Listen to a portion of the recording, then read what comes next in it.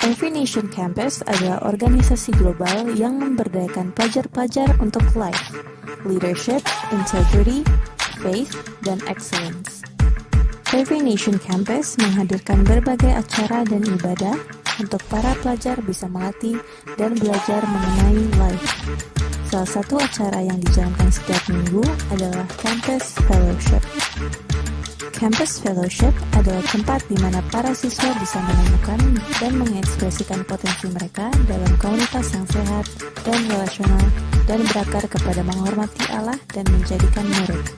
Ketahui informasi lebih lagi mengenai ibadah dan acara-acara Every Nation Campus di akun Instagram @encampuskuningan. Welcome to Campus Fellowship Online.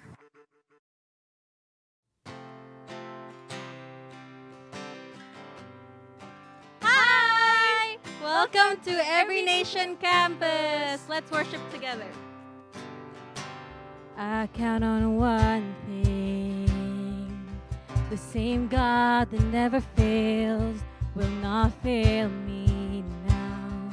You won't fail me now in the waiting.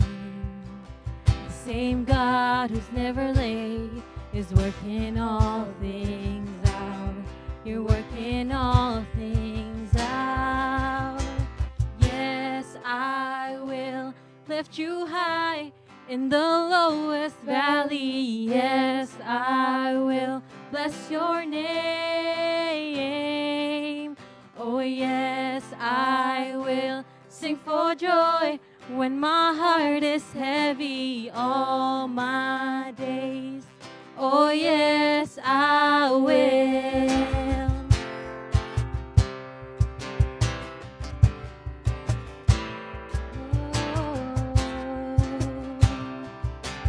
I count on one thing. I count on one thing. The same God that never fails will not fail me now. You won't fail me now in the waiting. Same God who's never late, working all things out. You working all things out. Yes, I will lift you high in the lowest valley. Yes, I will bless your name. Oh yes, I will sing for joy when my heart is heavy all my days. Oh yes, I will, and I choose to praise. Glorify the name of all names. Then nothing can stand against, and I choose to praise. To glorify the name of all names. Then nothing can stand against, and I choose to praise. Sing it out. To glorify the name of all names. Then nothing can stand against, and I choose to praise. To glorify the name of all names. Then nothing can stand against. Yes, I will lift you high in the lowest valley. Yes, I will bless your name.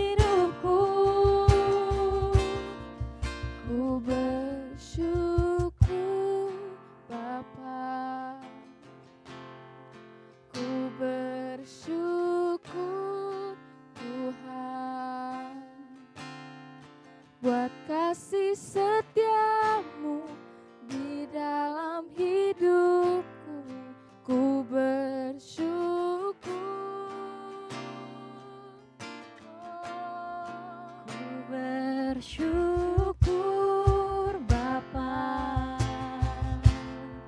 ku bersyukur Tuhan buat kasih setiamu di dalam hidupku. Ku bersyukur Tuhan.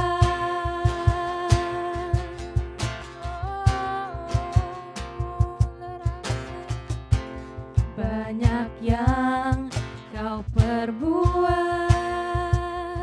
yes, di dalam hidupku. Rancangan indahmu terjadi di hidupku. Bapa yang mengerti segala yang ku perlu, kasih-Mu sempurna nyata dalam hidupku. Ku bersyukur Bapa, ku bersyukur Tuhan buat kasih setiamu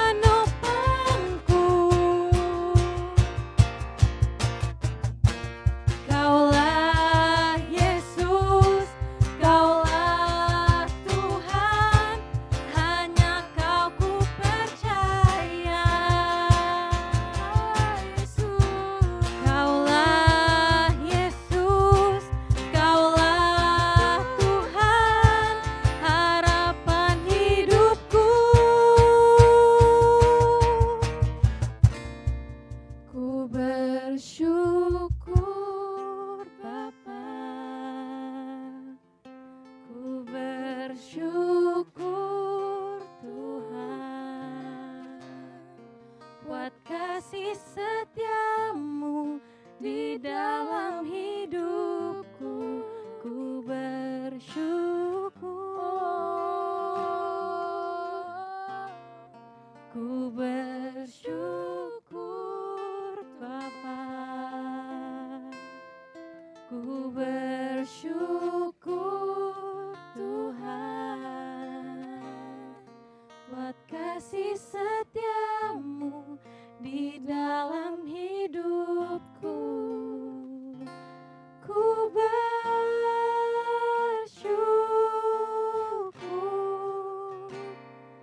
Tuhan.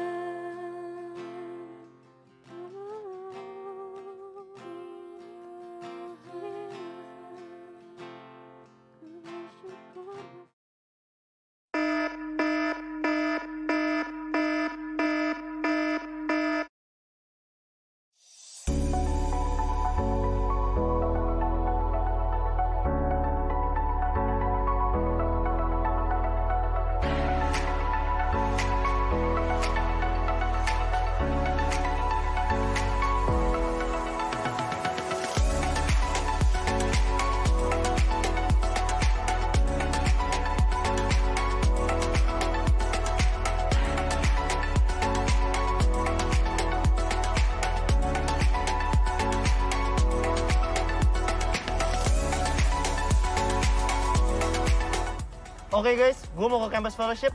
Yuk, berangkat.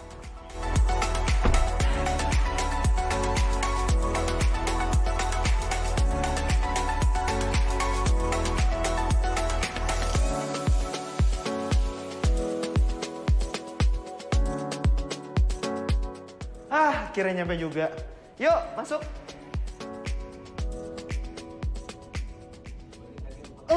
Jos, kita ada beberapa announcement nih.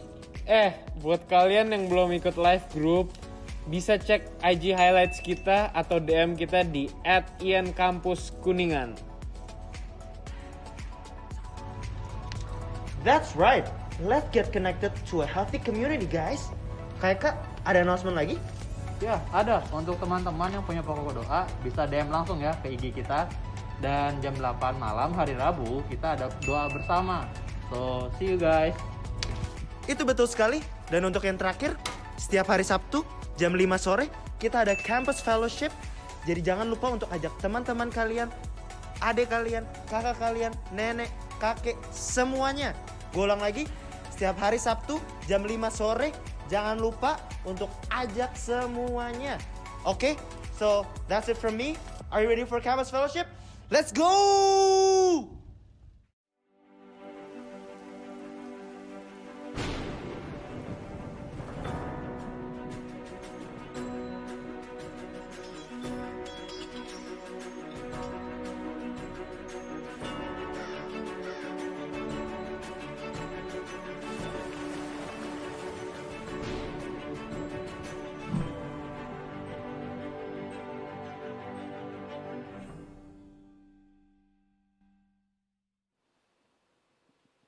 Selamat sore Free Nation Kampus Kuningan, apa kabar semua yang ada di sana?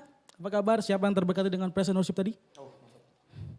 Perkenalkan, nama gue Jode, gue yang hari ini akan memandu kalian, akan menjadi host kalian atau MC dan apapun sebutannya.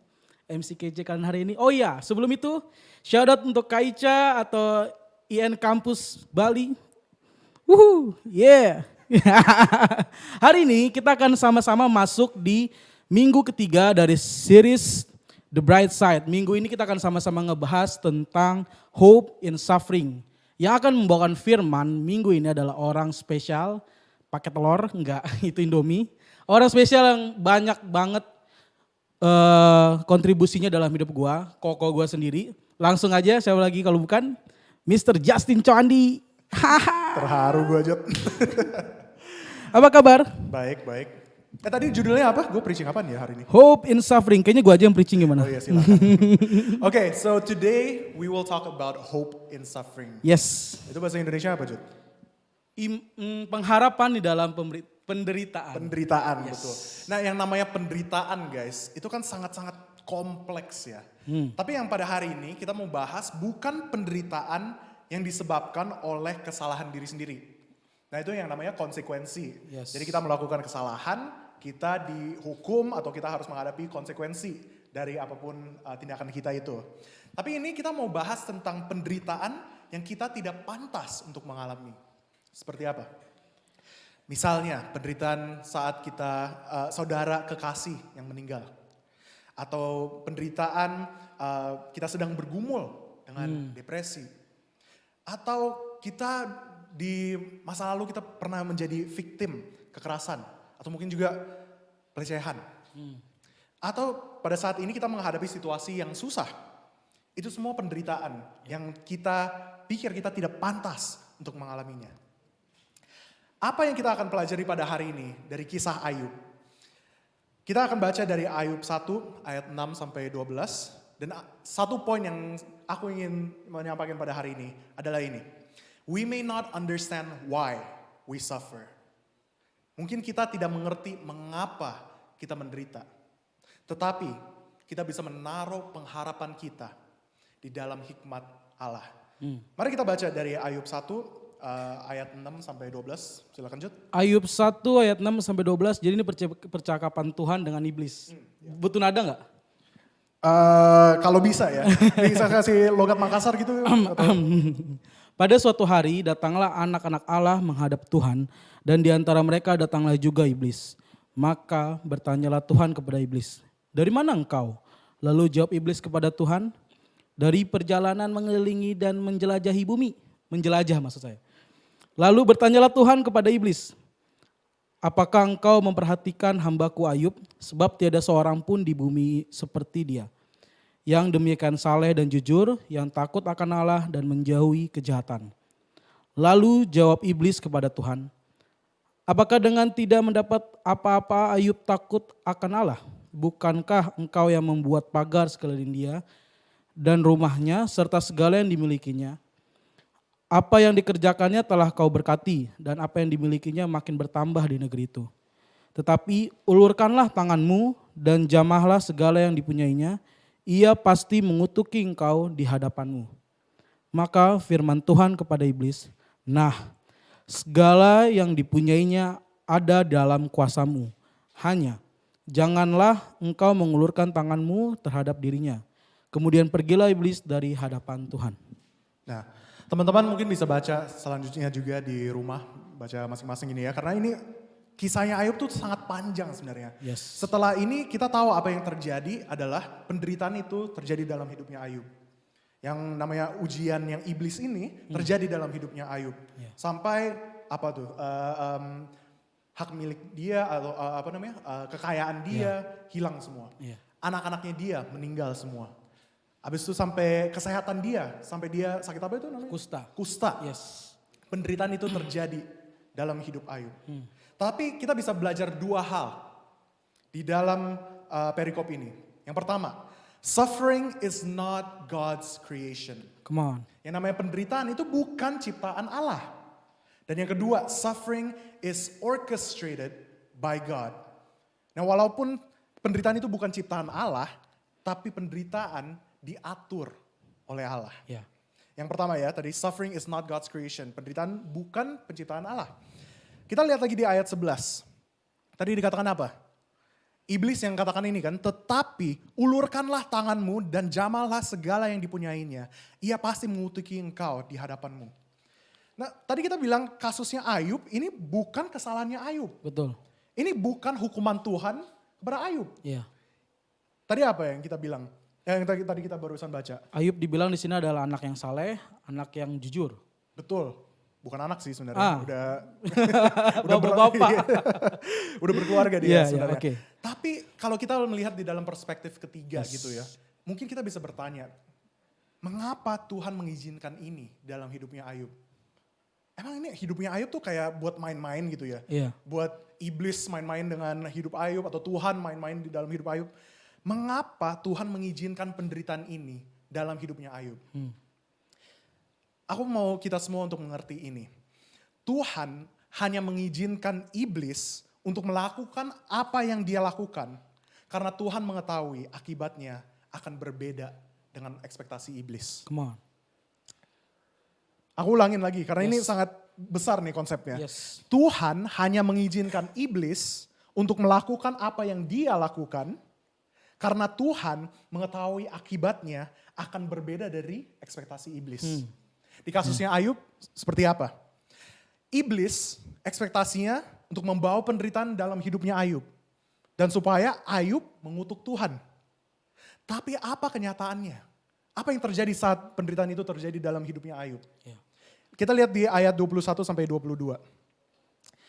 Di ayat 21 ini jawaban Ayub. Wow. Reply-nya Ayub, responsnya Ayub saat dia menderita ya. Katanya, dengan telanjang aku keluar dari kandungan ibuku. Dengan telanjang juga aku kembali ke dalamnya. Tuhan yang memberi. Tuhan yang mengambil. Terpujilah nama Tuhan. Dalam kesemuanya itu Ayub tidak berbuat dosa dan tidak menuduh Allah berbuat yang kurang patut. Ekspektasi iblis, penderitaan ini terjadi, Ayub akan mengutuk Tuhan. Tapi yang terjadi adalah penderitaan terjadi dalam hidup Ayub, tapi Ayub menyembah Tuhan. Come on. Because suffering is not God's creation, Yeah. but He allows it. Dia mengizinkan penderitaan itu karena dia tahu itu akan membentuk kita untuk menjadi penyembah-penyembah yang lebih baik lagi. Amen. Nah, tadi aku kirim ini ya, ada cerita Yes. tentang seorang petani. Ada seorang petani yang memiliki seekor kuda. Suatu malam kuda itu tiba-tiba melarikan diri, kabur kudanya. Dan tetangga dari petani ini katakan, wah sangat tidak beruntung kamu. Dan petani ini hanya menjawabnya, saya tidak mengerti tentang hal-hal seperti ini. Pada esok hari, kuda yang melarikan diri tiba-tiba balik ke rumah petani ini, membawa 5 ekor kuda yang baru. Dan komentar dari tetangganya, wah sangat beruntung nih kamu. Dan petani hanya menjawab, saya tidak mengerti tentang hal-hal seperti ini. Malam itu juga, anak lelaki dari petani itu sedang memandikan salah satu kuda yang baru. Dan kuda itu tiba-tiba menendang kedua kaki putra dan mematahkan tulangnya. Sehingga anak muda itu lumpuh. Tetangga yang melihat itu dan dia komentar, wah sangat tidak beruntung. Nah tadi kudanya udah lari, kudanya bawa 5 kuda. Dibilang beruntung. Iya, dibilang beruntung. Tapi sekarang bilangnya, wah tidak Gak beruntung nih. lagi. Anakmu sekarang lumpuh malahan. Iya. Kemudian ada perkumpulan gangster-gangster yang sedang mengunjungi daerah rumah si petani itu. Dan mereka datang ke rumah-rumah orang dan menculik anak-anak muda untuk bergabung dengan gangster tersebut. Suatu mereka melihat putra petani dan bagaimana ia lumpuh, mereka hanya katakan, gak usah, kita gak usah rekrut ini anak muda ini. Karena pincang. Dan tetangga yang melihat itu dan dia katakan, wah sangat beruntung nih. Oke. Apa moral dari kisah ini? Kita hanya melihat perspektif yang kecil. Yes. Mungkin dalam perspektif kita pada saat ini, kita melihat penderitaan itu sebagai hal yang tidak beruntung. Ada sesuatu yang, oh ini hal yang beruntung, ini yang baik, penderitaan ini tidak baik. Tapi kita hanya melihat perspektif kita. Tapi perspektif Tuhan jauh lebih besar. Perspektif Tuhan itu big picture mentality. Karena mungkin penderitaan itu bukan ciptaan Allah, tapi penderitaan diatur oleh Allah. Yes. Kita lihat di ayat 12. Juri bisa tolong baca gak tuh yang ayat 12? Oke, maka firman Tuhan kepada iblis, nah segala yang dipunyainya ada dalam kuasamu, hanya janganlah engkau mengulurkan tanganmu terhadap dirinya. Kemudian pergilah iblis dari hadapan Tuhan. Iblis yang menyebabkan penderitaan itu, tetapi Tuhan yang masih mengontrolnya. Nah, tadi kita bilang God has a big picture mentality. Dia melihat gambaran yang besar. Nah, kalau kita lihat dalam hikmat dunia, yang namanya karma, tahu nggak karma itu? Yang artinya, yang mereka katakan apa? Kalau kita ngelakuin baik, kita dapat baik, atau buruk ya buruk. Betul. Kita lakukan baik, do good, good things will happen. Do bad, bad things will happen. Tapi kan itu kasusnya beda nih sama Ayub. Ayub nggak ngapa-ngapain. Dia saleh, dia jujur kan. Tapi masih aja penderitaan ini terjadi. Dan ketiga teman-temannya Ayub ini menuduh Ayub. Karena mereka berbicara dengan perspektif dunia ini. Ayub, kamu pasti berdosa. Dengan tidak sadar mungkin kamu berdosa. Ayub berseru kepada Tuhan untuk membela dan menjelaskan alasan dari penderitaan ini. Karena Ayub tuh dia bilang kepada teman-temannya juga bahwa aku tidak salah, aku tidak berdosa, tapi kenapa ini terjadi? Dan Tuhan menjawab Ayub di pasal yang ke-38 sampai 41, nanti bisa dibaca sendiri. Tuhan menjawab Ayub, tapi sebenarnya Tuhan tidak menjawab Ayub secara langsung. Kalau yang paling gampang, Tuhan menjawab Ayub seperti apa? Ayub, penderitaan ini terjadi karena iblis datengin aku tuh. Habis itu dia memberikan proposal, kita menguji Ayub. Supaya Ayub nanti jadi nyalain si iblisnya jadinya seakan-akan. Bisa aja Tuhan menyalahkan iblis kan. Tapi Tuhan tidak mention sama sekali loh nama iblis. Tuhan tidak mention sama sekali tadi ayat yang kita baru baca tadi. Tapi apa yang Tuhan lakukan? Tuhan menunjukkan kebesarannya. Dia menjawab Ayub seperti ini. Where were you when I laid the foundations of this world? Emang dulunya kamu di mana sih? Saat aku menciptakan dunia ini. Sangat kompleksnya dunia ini. Di manakah kamu? Pada saat aku menaruh bintang-bintang di langit. Di manakah kamu? Saat aku mengatur binatang-binatang, hewan-hewan, bagaimana mereka, I take care of them, bagaimana aku kasih makan ke mereka. Where were you with the complexities of this world? Apakah kamu mampu gak Ayub untuk mengerti itu semua? Tuhan memilih untuk menunjukkan kebesarannya. Tadi kita bilang, suffering is orchestrated by God. In order for us to see His greatness and His glory. Kalau kita ingat nama Ayub, apa yang kita ingat sekarang? Iman, pengharapannya dia yang bagaimanapun keadaannya dia terus berharap. Betul. Ya. Ayub tidak hanya diam di dalam Yes. penderitaannya. Ya. Tapi Tuhan memakai pengalaman Ayub ini dan menjadikan Ayub jadi ikon Yes. dari iman itu. Yes. Penderitaan Ayub tidak masuk akal menurut Ayub. Tetapi Tuhan memakai apa yang iblis bermaksud untuk kejahatan dan mengubah itu menjadi baik. Ya.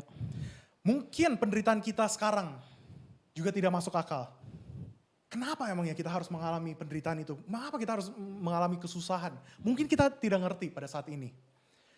Tapi kita bisa menaruh pengharapan kita dalam Tuhan dan percaya Dia bisa memakai situasi kita untuk kemuliaannya. Amen. Amen.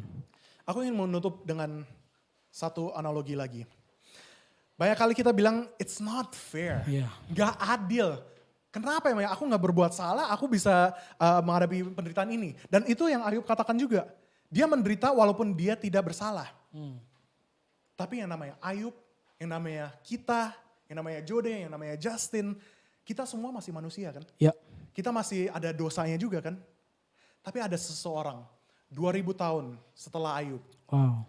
yang juga menderita walaupun dia tidak bersalah. Come on. Namanya Yesus. Yes.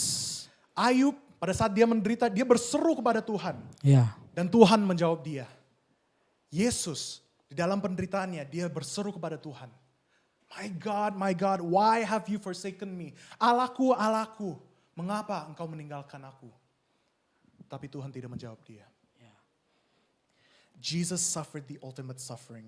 Dia menderita bukan supaya kita tidak menderita. Ya. Tapi dia menderita biar pada saat kita menderita, kita bisa menjadi seperti Kristus. Come on. Yes. Jesus died on the cross not so that we don't suffer, Yes. but that when we suffer, Yes. we can become like Christ. Amen. Amen. Demikianlah firman Tuhan. Come on. Cool. Thank you untuk firman hari ini kok. Menurut gue pribadi ini adalah hal yang sangat relate untuk kita anak-anak muda sekarang. Betul yang seperti yang tadi Koko bilang bahwa seringkali kita ngerasa kenapa situasinya seperti ini atau memang kita merasakan kayaknya nggak adil, kita nggak ngelakuin apa-apa dan malah kok nggak seperti apa yang seharusnya. Buat gue pribadi akhir-akhir ini gue juga belajar, terutama tadi kan waktu mulai mempelajari firman ini juga gue keinget bahwa respon itu yang paling penting juga dalam kita menghadapi suffering di dalam hidup ini. Kita anak-anak kuliah relate dengan yang namanya sekarang kuliah online, di mana kuliah online ini sangat amat mengganggu, bukan karena kita, betul jelas seperti yang Ayub alami, mungkin dia jauh lebih berat daripada kita, tapi menurut kita ini juga hal yang bukan kita banget. Kita harusnya bisa kuliah secara enak, kita harusnya bisa ketemu teman-teman, belajar dengan lebih efektif, tapi situasi ini membuat kita kayak aduh kenapa sih Tuhan, kayaknya begini banget atau apa. Responnya manusiawi, tapi dengan hal ini kita diingatkan bahwa Ayub itu punya respon yang benar dalam Tuhan. Dalam saat dia ngalamin kesusahan, bahkan kesusahan yang gak masuk akal sama sekalipun, dia bisa datang dan bersujud dan bilang, Tuhan apa yang dari engkau yang engkau yang ambil, engkau yang kasih segala macamnya. Jadi apa yang terjadi dalam hidup kita itu Tuhan yang atur, Tuhan yang siapin ke depannya. Dan betul menurut gue sih Kak Justin benar-benar relate banget buat kita.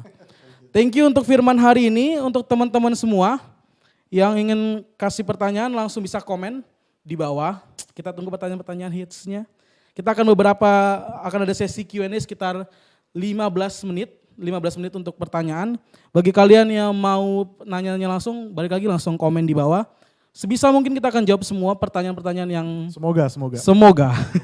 Pertanyaan-pertanyaan yang agak-agak susah atau gimana bisa dijawab? Bisa atau nggak bisa nanya sama Pastor Petra juga? Yes, Om Petra. Atau iya. Oke, buat gue pribadi, gue mau ngasih pertanyaan bahwa gimana? Maksudnya, how we handle pemikiran-pemikiran tersebut. Maksudnya seringkali kita ngerasanya nih, oke, firman Tuhan bilang dia yang merancang, mengorkestra semua ini, yang mengatur ini terjadi, bukan dia yang buat, tapi dia yang atur bagaimana kita melihat. Tapi kan di realitanya ini kita ngerasa kayak seberat itu.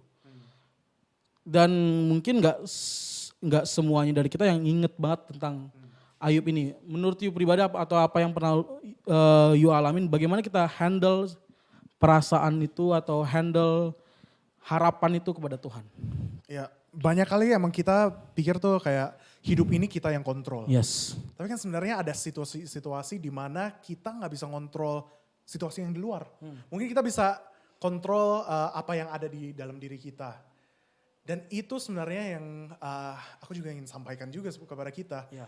Kita nggak bisa kontrol situasi, we can't control Yes. circumstances. Oke. Apa yang terjadi dulu, lah misalnya kayak COVID ini. Nggak ada yang bisa lihat, nggak ada yang bisa prediksi kan bahwa COVID ini akan terjadi di tahun 2020. Tapi terjadi juga. Dan itu kita nggak bisa kontrol. Tapi apa yang kita bisa kontrol? Respon kita terhadap itu. Kita mau apa? Self-pity, kita mau apa? Udah pasrah aja, udah kita diam aja di rumah gitu. Udah, kita udah nggak bisa kuliah lagi kok. Kita udah nggak bisa melakukan apa di karir gitu. Iya. Atau kita bisa meresponi dengan baik, atau responi dengan benar, dengan ambil kesempatan ini. Wow. Iya. Ambil kesempatan ini untuk membangun diri sendiri. Ambil kesempatan ini untuk equip yourself Yeah. for the future. Iya. Nah, banyak kali kita bilang kayak, wah kalau ini berubah, aku bisa melakukan ini nih. But life is not easy. Yeah. Life is not predictable seperti itu. But we can control bagaimana kita respon dengan situasi-situasi yang ada pada saat ini. Oke. Nah, kalau yang tadi itu kan tentang kitanya. Ya. Kita gimana kita responnya. Kalau situasinya kebalik, kita punya teman yang kayak gitu. Apakah responnya yang sebenarnya sewajarnya kita tidak boleh punya respon seperti teman-temannya Ayub. Tapi gimana respon yang sebenarnya lebih mudah kita terapkan kalau ada teman kita yang mengalami seperti Ayub dan dia mulai mempertanyakan semuanya. Kalau mau jawaban yang rohani banget dan yang klise banget, doain. Haleluya. Tapi yang kita bisa belajar dari teman-temannya Ayub nih, Ya. kan tadi kita bilang kita hanya mempunyai perspektif dunia. Perspektif yang kecil ini loh, sangat sempit sebenarnya. Kita gak punya perspektifnya Tuhan. Jadi dari kitanya juga jangan sok tahu juga. Oke. Kita jangan sok tahu ini jalannya Tuhan. Ini kehendaknya Tuhan nih. Wah kamu harus begini, kamu yang salah tuh sebenarnya. Kamu harus benerin ini. Gak tentu juga. Yang kita belajar dari kisahnya Ayub, gak tentu juga seperti itu. Tapi apa yang kita bisa melakukan? Nunjuk balik kepada Tuhan. Ya. Nunjuk balik kepada trust God. Bro, mungkin kamu menghadapi situasi ini pada saat ini. Ya. Mungkin aku gak mengerti semuanya, aku mungkin gak mengerti mengapa Tuhan mengizinkan ini terjadi. Tapi let's find out. Kita nanya kepada Tuhan. Nah sebenarnya Ayub itu enggak, ini juga loh, sebenarnya dia enggak pure banget dalam responnya kepada Tuhan. Kalau kita baca itu dari sampai pasal pasal ke-37, Ayub sebenarnya komplain kepada Tuhan juga. Dia gak maki-maki Tuhan, dia Iya. gak mengutuk Tuhan. Tapi dia marah kepada Tuhan. Sifat manusiawi ini tetap keluar. Betul, Yes. emosian juga Iya, dia gitu. iya, iya. Tuhan mengapa, Tuhan mengapa. Tapi di akhirnya di pasal yang ke-42, Tuhan berkata kepada teman-temannya Ayub, Ayub berbuat benar.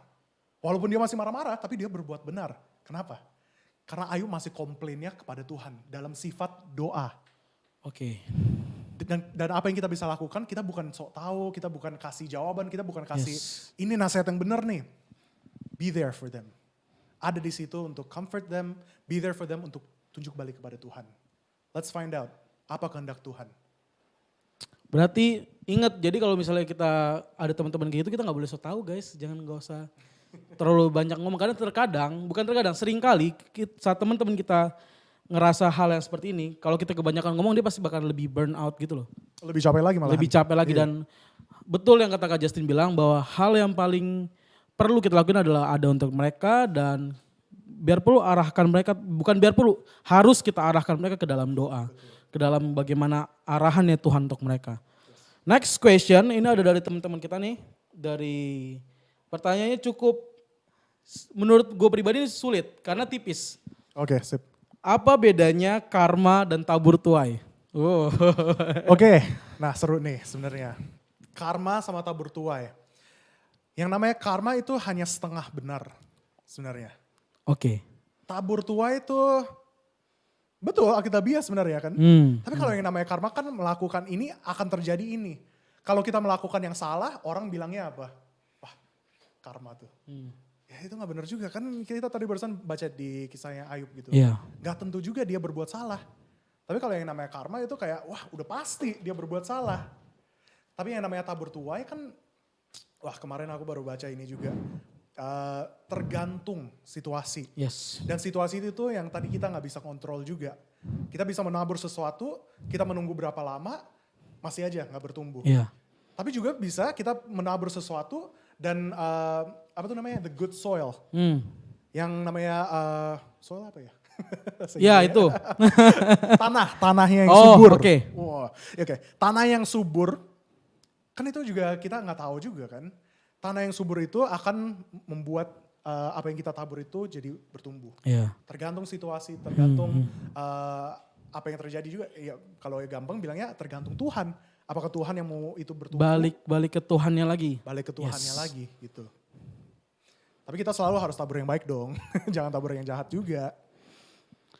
Ingat, tabur yang baik. Jadi gini, betul banget. Maksudnya kalau seringkali kan karena kan kalau karma itu kan jadi kayak kesannya di kitanya kan. Iya. Jadi kalau misalnya tabur tuai itu bagusnya adalah di Tuhan ya. Maksudnya apa yang kita lakukan Tuhan yang Tuh, kita masih give it up, Oh, maksudnya kita oke. masih surrender bahwa Yes. ini yang aku tabur, Yes. tapi Tuhan apapun yang terjadi, Engkau yang membuat itu terjadi. Oke, next question dari gua. Aku pernah dapat analogi seperti ini. Apa yang terjadi di sekitar kita seharusnya tidak boleh apa yang mempengaruhi apa yang ada dalam kita. Karena pengharapan kita dan apa yang ada dalam kita adalah Kristus itu sendiri. Harusnya apa yang ada dalam kita itulah yang kita bawa keluar. Apa tanggapan itu tentang hal tersebut? Jadi misalnya kita mengalami situasi secara normal, secara aslinya kita mengalami situasi seperti Ayub mungkin. Dan responnya tadi seperti di firman tadi bilang dan apa yang pernah aku dengarkan adalah hal tersebut yang ada di sekitar kita tuh gak boleh mempengaruhi apa yang ada dalam kita. Tapi harusnya dari dalam kita ini yang baik ini harus bisa memancarkan dan merubah situasinya itu. Apa tanggapan tentang hal ini? Itu lumayan ini sih sebenarnya. Ada benarnya juga, Yes. tapi ada sisi idealisnya juga. Oke. Itu apakah itu mengandalkan seberapa kuatnya kita Oke. atau seberapa kita mengandalkan kuasa Allah? Oke, aku tambahin ya. Maksudnya dalam situasi ini kita tahu nih dalam kita ada Kristus dan kita mengandalkan Kristus dalam kita. Jadinya Yes. kita tahu juga bahwa apa yang ada di luar nggak bisa mempengaruhi apa yang dalam kita karena kita tahu di dalam kita ada Kristus. Itu maksud aku. Jadi menurut you apakah itu hal yang oke atau gimana tanggapannya? Sampai mengubah diri kita gitu maksudnya. Yang di luar Iya, jadi mengubah bisa kita diri dapat masalah. Iya. Terus kita tahu padahal di dalam kita ini Kristus. Jadi seharusnya kita nggak boleh terpengaruh dengan hal tersebut. Kalau kenyataannya sih pasti akan Berat secara manusia. Betul. Oke. dan kita lihat juga di Mazmur ada berapa tuh ini ya? Banyak banget. Ratusan. Betul, ada ratusan di mana Mazmur ini curhat kepada Tuhan gitu. Iya. Ini Daud. yang terjadi pada saat Yes, ini. iya. Ini situasi luar nih pada saat ini. Dan apa yang dia lakukan? Dia bukan hanya simpan itu, dia bukan hanya kayak self-suppress diri sendiri Iya. gitu. Tapi dia curhat kepada Tuhan. Balik lagi ke sifat doa. Yang namanya kita komplain kepada Tuhan, yang namanya kita be real kepada Tuhan, itu bagus. Kita nggak bisa bohong bahwa kita katakan bahwa ini nggak mengaruhi diriku nih. Pasti mengaruhi. Iya. Tapi bagaimana kita bisa mengarahkan itu balik kepada Tuhan. Jadi, sorry, lanjut.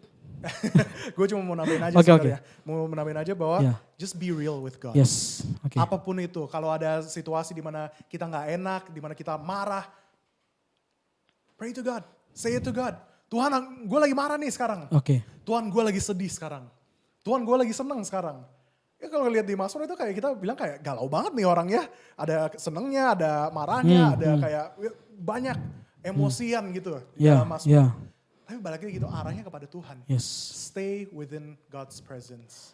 Stay within communication dengan Tuhan. Berarti nggak terpaku atau stop doang di kita tahu ada Tuhan dalam kita, tapi kita juga harus real. Yes, Setiap ada situasi yes. tersebut, meskipun kita tahu ada Tuhan dalam kita harus ngomong juga ke dia. Yes. Untuk ya oke, berarti istilahnya kita lebih lepas dan nggak menyimpan itu sendiri ya. Betul, betul. Next, oke, paham ya guys, paham. Next question, menurut Koko, seberapa penting peran komunitas. Peran kita sebagai gereja atau kita sebagai anak-anak Tuhan untuk situasi seperti ini. Tertanam dalam komunitas atau punya teman-teman yang punya impact positif, itu seberapa penting hal ini dilakukan? Sangat penting. Menurutku, ini hanya menurutku ya, mungkin nggak tahu ini ada di Alkitab atau enggak. Oke. Tapi Ayub pun punya teman-teman, walaupun teman-temannya memberikan nasihat yang tidak benar. Iya. Tapi Ayub masih ada platform di mana dia bisa mengekspresikan atau mungkin juga merefleksikan pikiran dia atau feelings dia dengan teman-temannya itu. Sama juga dengan kita, mungkin teman-teman kita pada saat ini tidak punya jawaban yang tepat dalam situasi kita. Tapi bagaimana mereka memberikan platform untuk kita, untuk ekspresikan diri, untuk mengeluarkan kata-kata, or how to articulate your thoughts dalam kata-kata. Iya. Tapi balik lagi, komunitas yang sehat. Iya. Bukan hanya komunitas yang kayak, wah gue dukung lu nih. Gue gak tahu kenapa tapi gue dukung aja. Lu yang bener kok, lu yang bener. Kadang kita harus punya komunitas juga yang men-challenge kita. Iya. Jadi gak cuma ada untuk kita, tapi? Men-challenge untuk membangun kita. Yes, oke. Sedikit info, itu salah satu pentingnya life group menurut gue. Amin. Kita Yoi, promosi bener sedikit, oke? Jangan lupa ada live group, kalian bisa cek di Instagram kita di highlight. Ada live group segala macamnya. Nanti live group leader ada di sana juga, kalian bisa daftar langsung, oke? Live group lu kapan, Jod? Hari Minggu besok, yeay Dika, oke. Gue punya hari Jumat. Dia juga suka hari Minggu datang. Oke, nanti dia datang aja. Sekali doang. Next question. Nah, setelah kita tahu pentingnya komunitas, kita tahu bagaimana orang-orang yang benar, orang-orang yang mau challenge kita dan menuntun kita untuk mengarahkan kepada Tuhan. Menurut you, wajar nggak kalau misalnya udah situasi seperti ini semua, kita marah ke Tuhan saat kita lagi dicobain lagi mungkin? Apakah saat kita marah, kita wajar nggak sih kalau kita dalam situasi ini kita marah ke Tuhan? Dalam situasi ini kita Iya. marah ke Tuhan. Dalam situasi seperti ini, suffering yang kita hadapin. I think so. Karena itu yang kita lihat di kisah Ayub, situasinya Ayub juga marah kepada Tuhan. Tetapi seperti juga di Raja Daud. Raja Daud juga pernah marah sama Tuhan. Kayak Tuhan, mengapa ini terjadi? Ya. Sama juga dengan Ayub kan, mengapa ini terjadi? Tapi kita bisa marah, tapi dalam kemarahan itu kita bisa tidak berdosa. Sama seperti Ayub. Ayub marah kepada Tuhan, tapi Tuhan masih mengatakan bahwa Ayub benar. Ya. Ayub masih di dalam pihak yang benar. Dia tidak berdosa di dalam kemarahannya dia. Begitu. Jadi emang it is wajar untuk kita marah. Oke. Tapi balik lagi, ini gue udah ulangan beberapa kali ya. Arahkan itu balik kepada doa. Jangan hanya pasrah aja kayak, wah ini artinya langsung conclusion kita gitu. Ini artinya Tuhan gak peduli sama gue. Itu gak benar juga. Oke, Tuhan oke. tuh peduli. Let's get that straight gitu. Yes. Tuhan peduli. Yes. Makanya kita kalau marah pun, kita di dalam sifat doa juga. Tuhan, gue lagi marah. Yes. Kenapa ini? Kenapa? Tapi also embrace the fact. Embrace Yeah. kenyataan itu. Bahwa Tuhan yang mengerti segalanya. Yes. Tuhan yang pada ujungnya, dia mempunyai tujuan yang lebih besar. Perspektif yang lebih Yeah. besar daripada kita. Yes. Trust in God. Hope in God. Percaya berarti ya. Percaya, yes. Teman-teman, begitu sesi Q&A kita masih ada pertanyaan kira-kira apakah tim udah ada? Masih ada? Oke, kalau nggak ada, begitulah series kita hari ini tentang Hope in Suffering dari Kak Justin.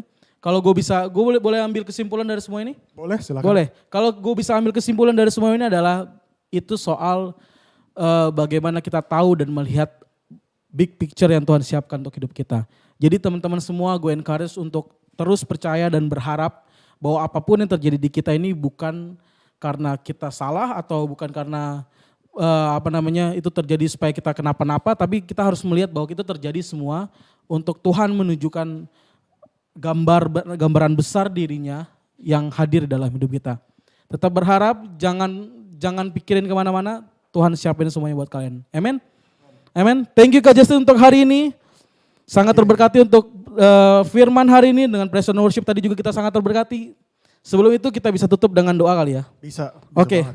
silakan kok. Mari kita berdoa ya. Tuhan, kami mengucap syukur untuk waktu ini. Terima kasih Tuhan untuk firman-Mu. Terima kasih untuk kisah Ayub ini. Kami bisa pelajari juga Tuhan, bagaimana Engkau yang in control of our lives. Engkau yang in control of everything in this world. Dan Engkau adalah Tuhan yang sangat besar. Engkau adalah Tuhan yang sangat setia. Dan walaupun kami menghadapi penderitaan, walaupun kami menghadapi kesusahan, kami bisa percaya bahwa Engkau mempunyai tujuan yang lebih besar. Lord, we thank you for your goodness. We thank you for your faithfulness. Dan aku berdoa agar Engkau selalu menyatakan dirimu sendiri kepada kami, Tuhan. Show your goodness to us. Show your love for us. Dalam tiap hari juga Tuhan, kami bisa belajar tentang karakter-Mu. Thank you Lord. Bless us all. In Jesus' name. Semua katakan. Amen. Kita sampai di penghujung acara hari ini. Thank you semua untuk yang nonton. Jangan lupa minggu depan kita masih ada series yang sama, Bright, betul? Yes, Bright Side. Kita ada di minggu keempat minggu depan untuk series ini. Jadi kita ketemu lagi minggu depan hari Sabtu jam 5 sore di Instagram Live. Gue suka preachernya next week. Yes, dia jago main COD. Oke, tanpa berlama-lama, see you next week. Bye-bye. Thank you. Take care.